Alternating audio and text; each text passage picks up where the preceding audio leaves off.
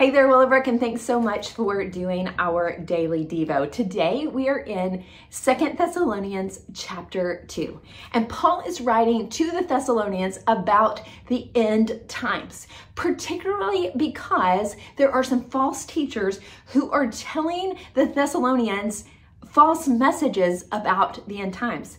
Particularly this one. They've convinced the Thessalonians that they've actually missed the rapture.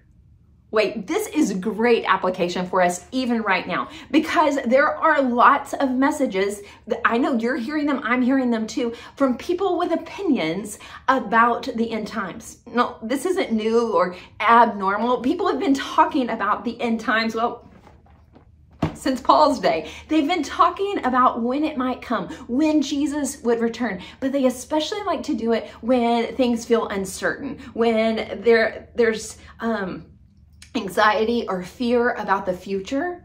Lots of people will come out of the woodwork and they will give messages about the end times. So what do we do when we're hearing so many messages? The Thessalonians, they have been hearing messages and even become convinced of some of them. What are they supposed to do? Well, Paul gives us that in this chapter. He says, hey, it is good for you to educate yourself. That's why we have the Bible. In fact, he says, hey, I've actually already talked to you about this, but it's good for you to know what is true.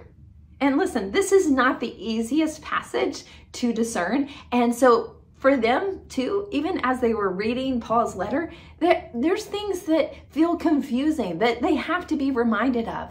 Listen, that's true for us as well. When you hear someone that is so sure they know, be careful, because some people will act as if they know more about the return of Jesus than Jesus himself. And this is where Paul lands, and he tells the Thessalonians, and it's good for us as well, is that their eyes have to be fixed on the one who knows, the one that is directing them towards the end. I heard it described this way. In the Olympics, a row team has 8 people, and the rowers are all rowing with their back to the finish line, except one. He's called the coxswain. The coxswain sits and he gives directions to all the other rowers headed for the finish line. No, those rowers, they could look to their left and right. They might see signs that the finish line is coming, but the coxswain is encouraging them, row harder, keep going, we're almost there. The coxswain is the one who knows. And all of them need to keep their eyes fixed on him. They need to listen to him. And the same is true for us as believers. We're all headed to the finish line. And it can be easy for us to look to the left and right and pick up signs about different things. But the most important thing that we can do is keep our eyes and our ears affixed to the one who is cheering us on and directing us that way. Because there will be a day when Jesus returns.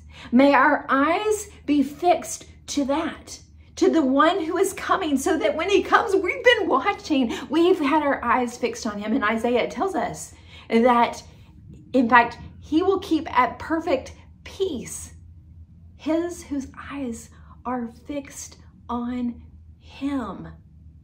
You know, it can get worrisome. It can feel uncertain and scary when we're going, when's it going to happen? Is this a sign? Is that a sign? What? There's a promise in Scripture that if we keep our eyes fixed on Jesus, there is perfect peace for us, because we know that we have victory. Whatever is happening around us, we are rowing with other believers in the same direction towards the finish line for the day that Jesus will return, and we will claim everything that he has promised to us. So if you read passages and they're about the end times and signs and you feel confused or worried, God can reveal to you truth, but only if you have your eyes fixed on him. Willowbrook, that's my challenge for myself and for you today. Keep your eyes fixed on Jesus. If there's something you find yourself worried about, take that to him. If you're asking about signs and God, I'm confused, and take that to him. Keep bringing your attention back to the one who is cheering you on, who can direct your steps, and who knows. He's got you, and he's got me. Oh, Willowbrook, I love you, and I hope that you'll have a happy Wednesday.